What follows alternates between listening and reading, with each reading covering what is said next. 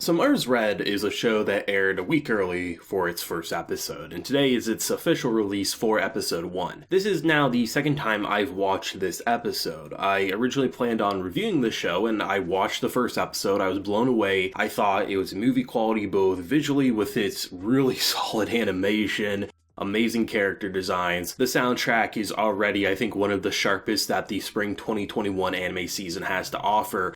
I mean, when you have Hsieh, of all people, to make your ending song, and I mean, seriously, on my own, that ending song, I think is going to be pretty hard to beat in terms of best ending song of the season. Just everything about it just screamed quality, and honestly, the characters in the story for a vampire setting, pretty overused, pretty oversaturated genre. The fact that you can make a first episode stick out in a genre that most people roll their eyes at, I mean, that's pretty impressive. The issue was I came out of the first episode saying it's really, really good and having nothing else to say after that. So I was like, you know what? This will be a show I'm really going to enjoy watching by myself. But I've had quite a few people want a first impressions and review and hopefully reviews of the upcoming episodes, and I can fit it into the schedule for Monday, so I said, you know what, let's give it a rewatch, give it another honest-to-go shot. Do I have any other opinions? And honestly, I kind of do. It might have just been the mental state I was in. Maybe I was just too tired, maybe I just wasn't in the mood to make a video that day, which I didn't make any videos that day. But checking Mars Red out again, its first episode, and watching this fascinating world that uses vampires in a way that it honestly feels in a similar way that a good zombie story doesn't become a good zombie story because it says, look it, we have zombies, we're going to have zombies eat humans and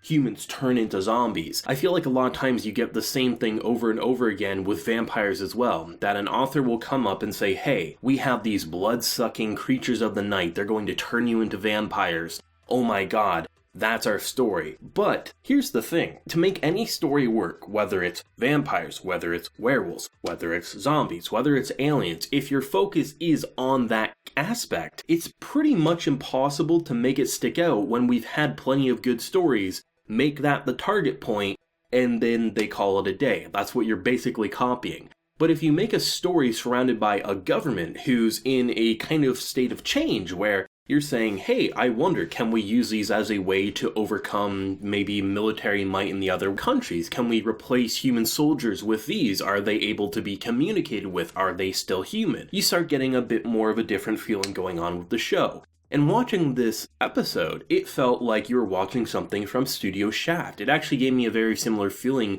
of the Kizumonogatari movies from Studio Shaft, which is a 3-part movie trilogy in the Monogatari franchise, which is some of the best animation and directing that the medium has to offer. This letterbox approach where you have the music actually being a really interesting way of telling a story, where you have, I'm not sure if it's going to be the theme song or if it's just going to be like the main theme. There's this one piece of music that I feel like had 4 different versions playing throughout the episode. Sometimes it was just a piano playing it, sometimes it was like a full-blown orchestra by the sounds of it. But it set so much mood and attention to detail, I felt like watching an episode where you basically have a girl who was killed, or pretty much should have been killed, by a fatal play accident. A pillar came down as they were rehearsing, she had fatal injuries, and 4 hours later she was fine. And now, because obviously they know of vampires in the world, it's not like we're starting out and we're saying, oh, it's a normal human society and no one knows what vampires is. This is a pretty common known fact, and obviously a military would think, I wonder, can we use this to our advantage? And if we read the synopsis, it sounds like vampires are going to be used to hunt other vampires, but they're just not going to be something that's going to be a common thing, so to speak. It really has to make sure that the person has a personality above all else. And to see just an episode where not a lot of action happens, there's a really interesting fight scene towards the end, but for the most part, it's just this commander here going down, talking with this girl, trying to see is there a trace of humanity left, and only when you give her a script does she actually start talking, otherwise she sits there and doesn't move at all. But there's these slight hints of words where she'll say goodbye to you as you leave, but then you look at again and it's like, oh, she's just reading the script. And then to see a reporter who looks the exact same as her, and you're like, okay, what's going on? Did she leave already? No, it can't be. You start getting these wild theories going, and by the time she makes her exit, she has this way of not actually killing any of the people, which I think is a really interesting plot point, because usually when you have vampires, it's like, oh, either they're going to kill or they're going to turn other people into a vampire. This girl who just wanted to perform by the looks of it, she just wanted the show of her life, And to watch her not kill anyone, she did wound people, but there was no killing. Bullets, when they come to her, she can flick away like she's in the Matrix. And then by the time you get to that final scene, which is a pretty romantic scene all things considered, which if you use vampires right, can be quite romantic if we're being honest. Because when you have a girl who like seriously is not a threat to anyone really, she just wanted to finish her play by the looks of it, and you have this goodbye scene, I wasn't expecting her to just go up in flames and burst away. And then to see this man get 2 promotions in rank, so he's going to be part of a squad simply tasked on taking out the vampires. And that's a very interesting way of taking what we know and love about the concept without feeling like it's glorifying the idea. Because really, if we just had an episode like this kick off, we had this gorgeous directing, we had this great music, and it was just, we started out the episode hunting vampires. Can we really say narratively it was anything different than we've seen before, whether it's a video game, a book, or a television series, right? No. But by having it simply be this like slow burn, what is this character? Is she still human? Can we use her for our military might? What are we going to do about this? Seemingly she's not all there in the head, we have to kill her.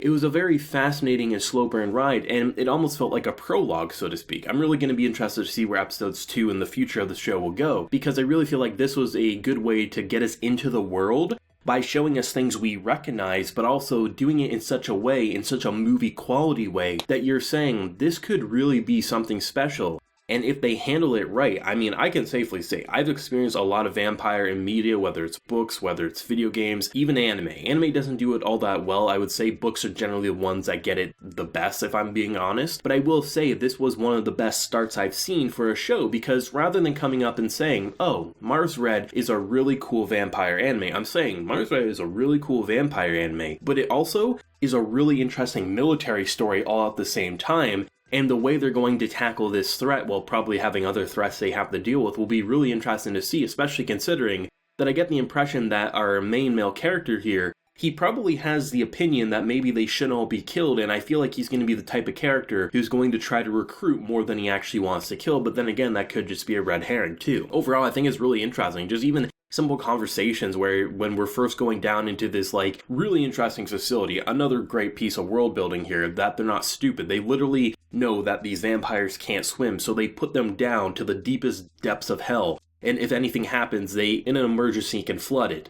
But we underestimated how good a vampire is, which is why it didn't work, all things considered. But still, they had the planning there, they just had no idea what they were dealing with. But you have this conversation between these two talking about their relationships and how, you know, this one guy just recently got married, the mother and father are already pestering for grandkids, and he's talking about how he has a fiance he never met. It's the little things that give characters humanity, as you naturally would assume. If you're in a world where vampires aren't this new and bold thing, you're probably going to have general chit-chat when you're going down to meet one, and I like the attention to detail that a show like Mars Red is clearly going for, and without a doubt some of the best directing, some of the best Shaft-like directing I've seen in a long time. And since Shaft isn't doing too much anymore, especially considering a lot of the animators went over to David Production, I'm glad to see a studio like Signal MD really take the reins and say, we're going to do something truly pure quality, and it shows. I'm honestly pretty excited for future episodes. This is one of the more fresh ideas that I think this season's going to have to offer. A lot of originals in this season, and I think definitely whether you're a fan of vampires or not, this is going to be a show that's probably going to knock a lot of people's socks off, and I hope to see blow up, because there's always vampire anime, I feel like. Every year there's usually a handful of series, but not many, if any, are really all that interesting to watch. But I think Mars Red is something to keep your eyes on and keep your attention pointed towards, even though there's so many great shows coming out. But luckily, with Monday being a pretty easy day, all things considered, I'm hoping a lot of people will give this one just a shot at the very least. Let me know your thoughts and feelings on this really incredible debut episode, and where do you think might go with the future of the series. If you enjoyed the video, leave a like, show your support, and hit that subscribe button if you happen to be new around here. So until next time, everyone, please take care and have a good one.